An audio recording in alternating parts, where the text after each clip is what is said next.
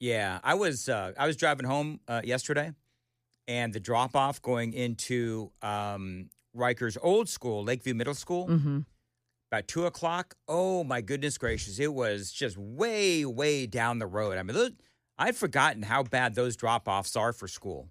You know, picking up and dropping off. Here's the other thing. So many people move into the state of Tennessee not realizing that there's a law that you have to slow down to, 35 through the school zones during certain periods of time. It's 20. 20? Well, Joan. Joan's flying through the school Joan. zones. Yeah, well, there's Joan. So, yeah, I mean, when you don't have that in the state that you came from and you're here during the first time during a school year, man, you're like, what's happening? Why is everybody throwing on their brakes? Well, there's a law, and you need to get caught up on it real fast. Joan doesn't care about the law. Do you know how I know this, Sam? How? Because there was one morning, I think it was last week or the week before. Joan, you know what I'm talking about. Yes. I am actually there. I mean, it's infamous, this light. Every person who's ever worked a morning show knows that this light in front of the station when you come off, I don't know what it is, or the overpass on the highway, this light takes forever. And nobody actually stays for the light, the red light, to change to green because it takes so long. So most people just run through the light. Do you do that, Sam? Do you run through the light? No. As a law-abiding citizen, I turn right and go up Pisha. and do the loop at the Buddy Killen Circle and come down Division that way. So I'm waiting at the light one morning, and Joan comes flying by me to my left and just leaves me in the dust. Non-law-abiding citizen that she is. Now, listen, in my defense, and this is a good legal defense, you told me never to stop there. You're the one that said to me when I first started working here, that's Carjack Corner, and you don't stop there. This is not Chicago, Dan. I don't recall that. That's interesting. not a defense. Trying to throw me right under the bus or your own tires, Joan? Yes, because you told me don't stop there. Okay, well, the one time she listens to me. Anyway, moving right along. Thank you, Joan. Yeah.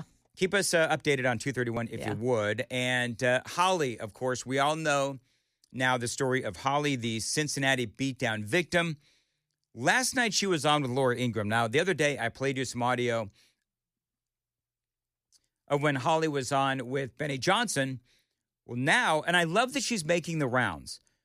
She had a lot of new things to say with Laura Ingraham. So one of the things that Laura asked, woman to woman, seeing all that was going on, why did you jump in to try to save the other guy that was beaten up by this group of thugs? Well, everyone was standing around recording and egging it on and, cheering to them. And I kept waiting for the police to show up and waiting and terrified. And when I realized the police weren't going to come, I could hear someone, the man that I jumped in front of, literally crying to God, please God, somebody save me, somebody help me. It was the third time he had been knocked down and kicked in his face over and over. Somebody had told me 57 times.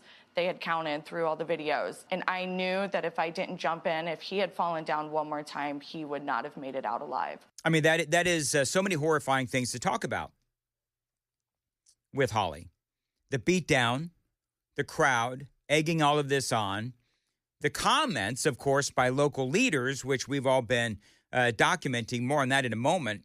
The media, the national media by and large, refusing to cover this story.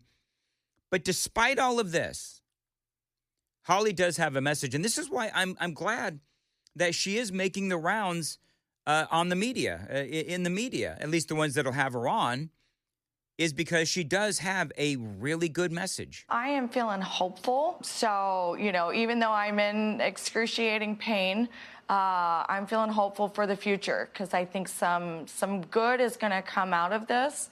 I think a lot of people have outpoured their cries and their need for help and justice system that has been failing them and running rampant through the country. So I think now, we're gonna start getting some answers, not just for me, but for everyone else who also has been in a situation like this or a loved one.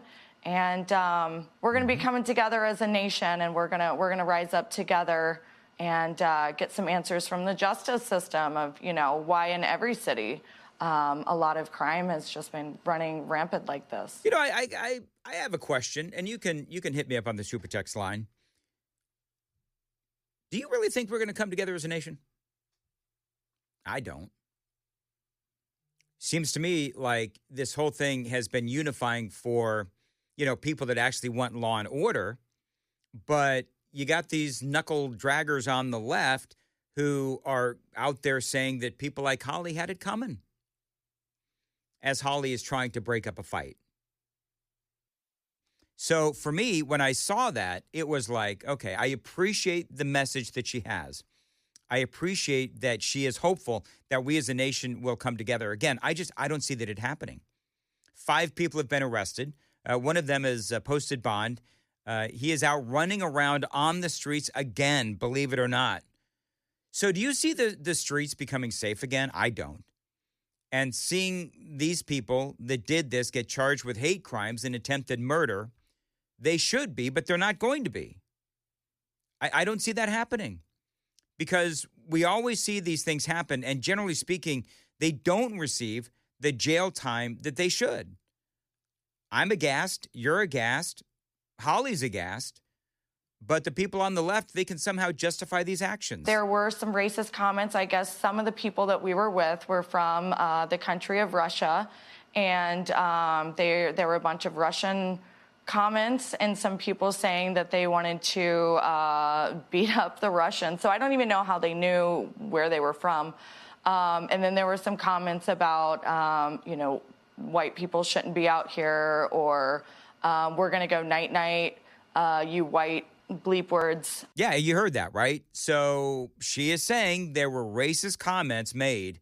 That is the accusation from Holly. And so I believe that for that is why we should charge these people, these 5, with hate crimes. So James Carafano is going to be joining us at 7:35 about Israel. And in case you don't know what's going on, I've been sort of talking about this off and on this morning.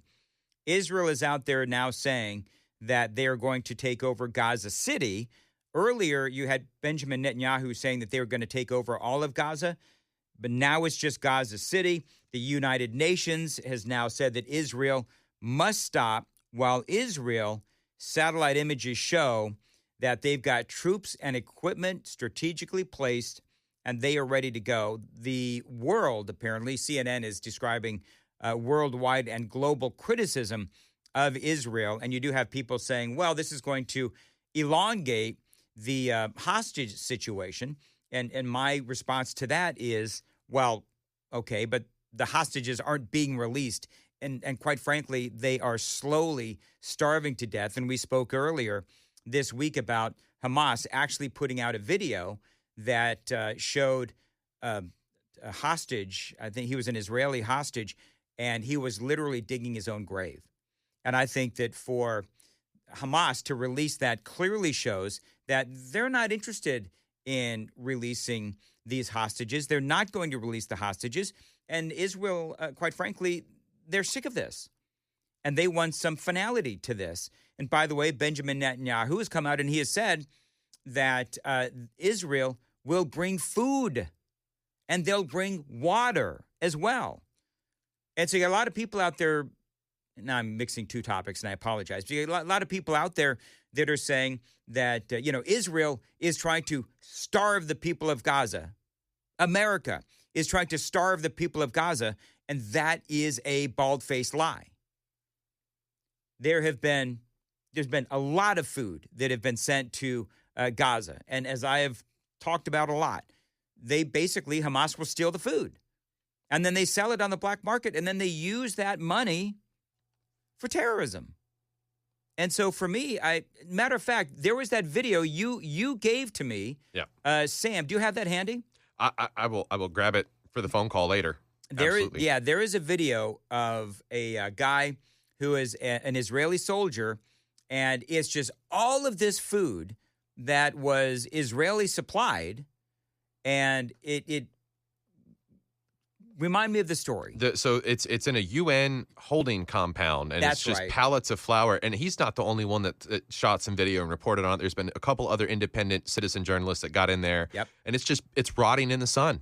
Yeah, and it's just being wasted. And part of the problem is that the United Nations and Hamas, and you've got this organization, and they're called the United Nations Relief and Works Agency that works with Hamas. And so, and I know that you've heard me talk about this before, but you get all of this food that the UN gives to this United Nations Relief and Works Agency. Well, they give the food to Hamas. And so the whole thing is just America and Israel, they're the ones getting the blame for the starving people of Gaza, when in reality, it is the fault of Hamas. And so what is Israel? Now, I do understand, and we'll get into this with James Carafano here in a little bit. But the problem is that now, if Israel does want to come in and take over Gaza City, what do they, and this is going to be something I'm going to ask, okay, so what are they going to do with it? Are they going to just try to root out and rescue the rest of these hostages that Hamas has? Or what is their ultimate goal? Is their ultimate goal to permanently occupy Gaza City? So we'll get into all of that here on WTN. Looking forward to that conversation, very important conversation this morning with the Heritage Foundation and their foreign policy and military expert, one of them, James Carafano, all the latest on what is going on with Israel. Back to the Holly story, because I do find this interesting as well, if you've been sticking with me through all of this. She was on Laura Ingraham last night, and she's talking about how there were some racial comments that were made during the beatdown. If you're just joining us, let me play this audio bite again, where she does say that there were some racial comments that were made. There were some racist comments. I guess some of the people that we were with were from the country of Russia, and there were a bunch of Russian comments and some people saying that they wanted to beat up the Russians. So I don't even know how they knew where they were from. And then there were some comments about, white people shouldn't be out here, or we're going to go night-night, you white bleep words. All right, so there's the racist comments accusation. Now, can we charge these 5 with hate crimes? And there were a lot of people in the attack. Now that some of the people have been arrested, they have rap sheets that go on for days. And especially the man who punched me in the face, he had just got out of jail a few months before. Yep. And had felonies on him. And I don't understand why he was running the streets, and a lot of other people should have never even been out of jail to even do this to me or the others. Yeah, one guy, the one she's talking about, is Montayanez Merriweather. He was indicted just back in July on weapons charges and receiving stolen property just last month. Cops said he never should have been out of jail. The judge criticized by the police union. And we see this kind of thing all the time. So now the FBI is looking into this. I love that Holly, again, is making the rounds and that she is strong enough to speak out. We need strong voices like Holly's to talk openly and honestly about these things, because what she has to say makes a lot of sense. Local leaders, remember the police chief blamed social media and the media. And that city councilwoman, Victoria Parks, said that Holly and the other guy were just begging for the beatdown. Horrible. And so they go and they ask this councilwoman about this comment that Holly and the other guy, they were just begging for the beatdown.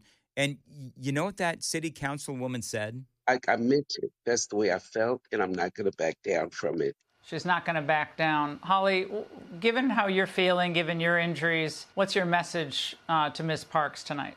I just want to know what kind of leadership you think that this is showing to the rest of the people who are supposed to be serving and protecting. If you are encouraging this kind of behavior, then obviously no change is going to happen for the good. It's going to continue. So for me, I feel like you're part of the problem, not the solution. And I really wish that there were people in a position of power like yours that were part of the solution, not the problem. So I like what Holly is saying. By the way, if you want to donate to Holly and her medical bills and so forth, I went ahead and posted on my X feed at Dan Mandis Show.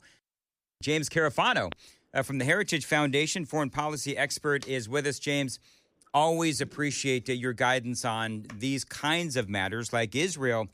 Big news today, and this has been percolating, as you obviously know, James, all week, where Benjamin Netanyahu has been talking about taking over Gaza this morning. Word is he's prepared to take over Gaza City. As a matter of fact, satellite images show troops and equipment, I guess, strategically placed. So give me your first brush thoughts on all this, and then I'll pepper you with questions. Yeah. So sometimes, reality gets a vote. I mean, there is no other path forward. If you want to try to get the hostages back, if you don't want chaos and malnutrition and the people of Gaza to suffer, and if you want to put the foundation of a long-term sustainable solution in the region, there's no other option, right? I mean, Hamas will not step aside. Hamas is the problem. And so what else is Israel going to do? And what else is the United States going to do but support Israel? Yeah. So this is just going to happen.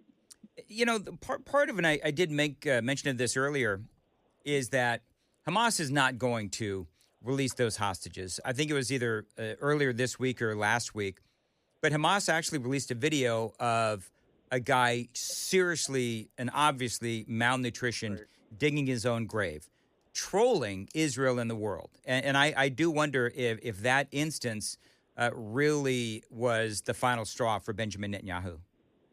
So part of the reason why Hamas may just not be letting go is there's not a left of Hamas to actually control Gaza.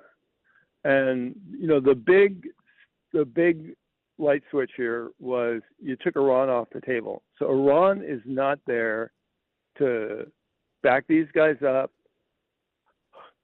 trigger Hezbollah, which, by the way, the Lebanese government just said they're going to demobilize Hezbollah and take their weapons away. Yes.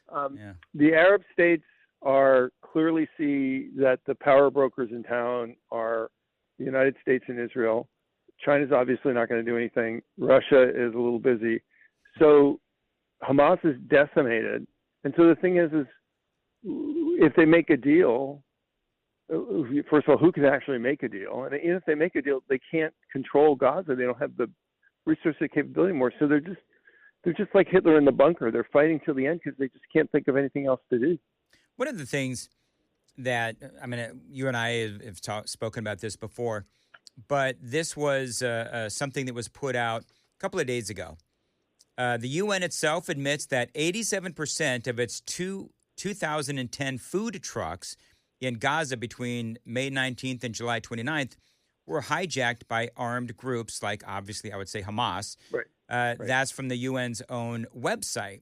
So I don't know why there is this confusion about Israel and America is allowing the people of Gaza to starve. Hamas is hijacking the food.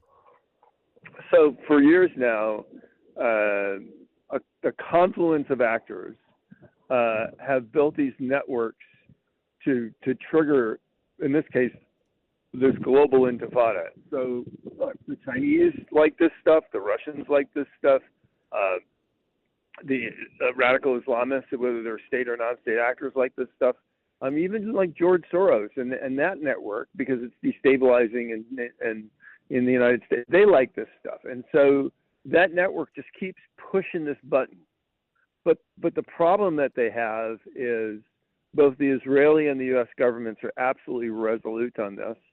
And, as volatile as Netanyahu and Donald Trump have both been political actors, right now they're at their political zenith in terms of their power and authority.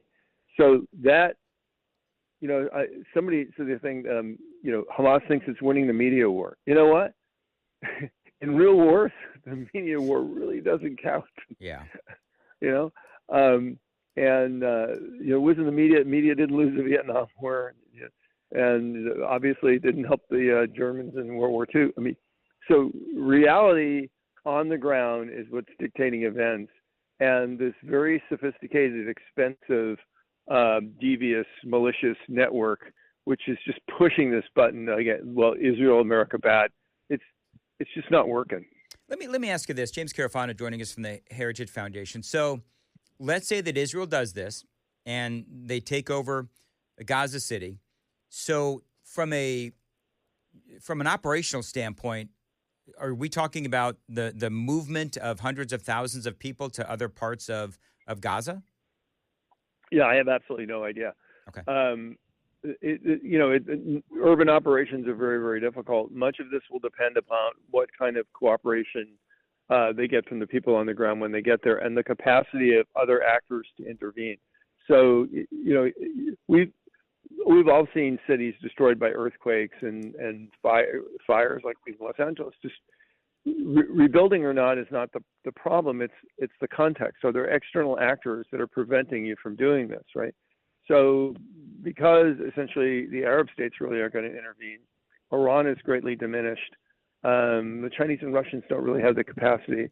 We may see actual cooperation from the people on the ground in Gaza, and that may actually make things go better and smoother than they were. Remember, the problem with the occupation of Iraq was, one is the country was a basket case, okay, but once Iran figured out that the United States was not going to attack them, then they just were pouring, all the resources and IEDs and bad people and money into Iraq to make the occupation as difficult as possible for the Americans. Well, there's nobody to do that here, I don't think. So, so maybe things will work out. When you talk, the future is always unknown. This is No, you're right. Because I'm watching the media, and that's one of the things that, speaking of the media, that's one of the things that they are reporting. But if Israel, because we're talking about the food, Israel can bring, personally, if you will, all of that food into Gaza. And so if they bring that food in and the water and everything else, well, then I would assume that the people of Gaza would be more prone to cooperate. Yeah, you would think so. And the other thing is Israel's doing a genocide in Gaza. Okay, there's no logic train there. If Israel wanted a genocide in Gaza, it would just let things go as they are. Just sit back and watch the people starve to death, and blame somebody else. I mean, obviously, it's not in Israel's interest to see the people of Gaza starve. So I mean, that whole criticism on a face is fatuous. And the other thing is look, how did we get here to be? What got us to October 7th? And it was Hamas. It was Iran's support of Hamas, and it was organizations, international organizations like UNRWA, which is the relief organization run by the UN, which created an infrastructure which built the capacity of the Gazans to have an iron hold on the people of Gaza, for Hamas to have an iron hold on the people of Gaza, and to organize one of the most horrific and unforgivable terrorist acts in modern times. Allowing that infrastructure to rebuild, how is that rational? Right. James Carafano is joining us. I've got a couple more questions, James. If you can hold on for about 20 seconds, I've got some traffic to do, and then we'll return next to James Carafano on WTN. There's no traffic. Yeah, gotta watch it. Still closed on Shelbyville Highway 231 in the southbound lanes between Richmond's Retreat Boulevard and Walnut Grove Road. That the result of an investigation there for an overnight pedestrian accident that was fatal. Also 65 southbound, make that 65 northbound past the Thompson Station Road overpass. Still working on a truck fire that was overnight, and the right shoulder is blocked there. Very slow in that area. Traffic every 10 minutes every morning on Super Talk 99.7 WTN. All right, back to James Carafano real quick, James, because I know you're busy. Real quick, so Israel, let's just say that they take over Gaza City. What do they do when they're there, and how long are we talking about as far as, I don't know if I'd call it an occupation, but whatever. What do they do there when they get in there? Well, so the number one thing is you want to provide food and shelter and medical support for innocents. That's the first thing. It's called we actually had a word for this when we were doing occupations in World War II. It's called the disease and unrest formula. The first thing to do is make sure people don't die. Mm-hmm. The second is you have to provide a modicum of security so people feel safe. And then the third thing is you have to have a modicum of a governance structure so people can govern themselves and get to their future. So the question is how long does that take? And I'll tell you the big variable here is external actors. If there are not external actors in there trying to prevent this from happening, then it actually can can proceed and can proceed fairly quickly. And that's, I think, will be the big question. One of the things I find interesting about all of this, the United Nations, of course, saying Israel must stop. I don't think Israel's going to listen to the United Nations. Right. What happens when... go ahead. No, go ahead. Sorry. I was going to say, so once all of that is done, once Israel has done everything that they feel like they need to do, they move out. Do you think that Gaza will ever be able to, really run itself? And will the underpinnings of Hamas always be there?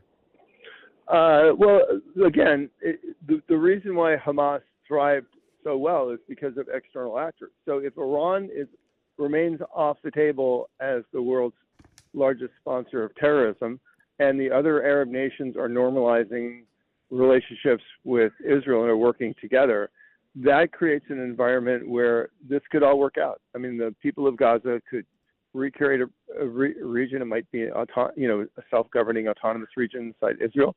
I don't know, but that's a possibility now. Look, people always you have to keep up with what's going on. Two things have really changed in the world. Joe Biden's gone and Iran's off the table. Those make a history possible that 6 months ago was unimaginable. I mean, 6 months ago, if I told you that Iran would be off the table as an actor, that the Abraham Accords would come back online, that Armenia and Azerbaijan would be making peace, that the U.S. would be working with both Turkey and Israel at the same time, you would have looked at me and said, what are you talking about? That's impossible. Well, it's changed. And so we have to adapt to the new reality. And the new reality is that the United States and Israel are the power brokers in the region. And as long as they do things smartly and prudently, our goal is to have a region that is more peaceful, more prosperous, and more stable. And that I think there's a good chance that might happen. Last question, Lebanon de-arming Hezbollah. How do you think that's going to work out? I mean, how do you de-arm Hezbollah? Do you just have to kill them, or what do you do? Well, first of all, again, 6 months ago, this was unthinkable. Right. No government would make that statement and not believe that the next day Hezbollah would be at your door throwing you out, right, with guns. So Hezbollah, for the fact that the government even made that statement, says what disarray Hezbollah is as a military organization. So we'll see how that goes forward. But we've got all these things going on simultaneously: Syria, Lebanon, Gaza, all at the same time. It's but these, I'm sorry, these are good problems to have. Oh, absolutely. I'm gonna ask you a comical question, James Carafano. Do you think Donald Trump should could get possibly the Nobel Peace Prize for all this? Yeah, I don't care. Actually, Trump said the best thing, which I thought was really true. He goes, you know what? He goes, I don't need a Nobel Peace Prize because I'm here for the American people. The American people tell me a good job. That is the best reward any president could have. That is absolutely true. The Nobel Peace Prize is a joke anyway. Yeah. Okay. James, is there anything that I know this was very last minute, literally last second. Is there anything that I have left unasked?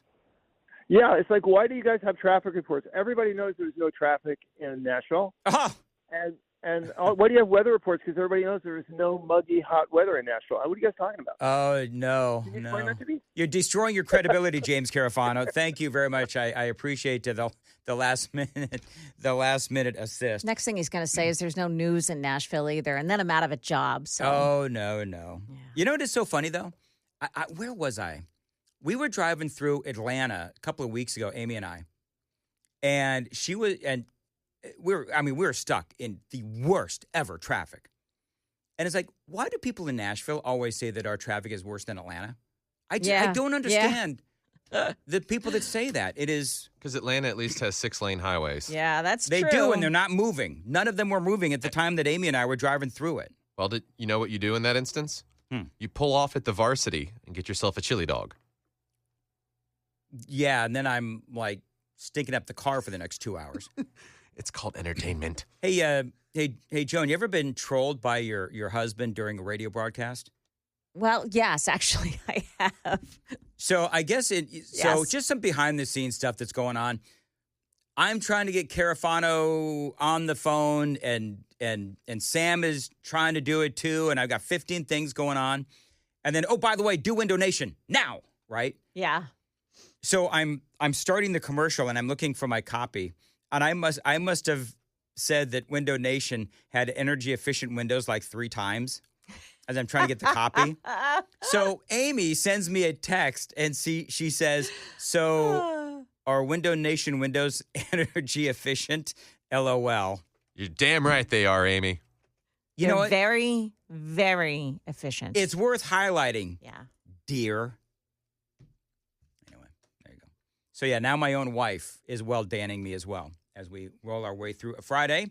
753 615 737 9986 is the number. I really liked that interview with James Carafano.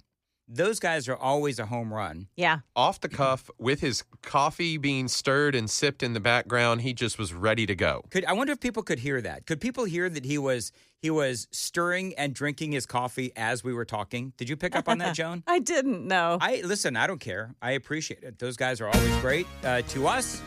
7:54, Nashville's Morning News on Super Talk 99.7. Joan has the news coming up at 8. Joan. Yeah, what Nashville Metro Council voted on last night, you probably aren't going to like this one. Also, a nightmare on the seas. That's coming up here at 8 o'clock on Super Talk 99.7 WTN.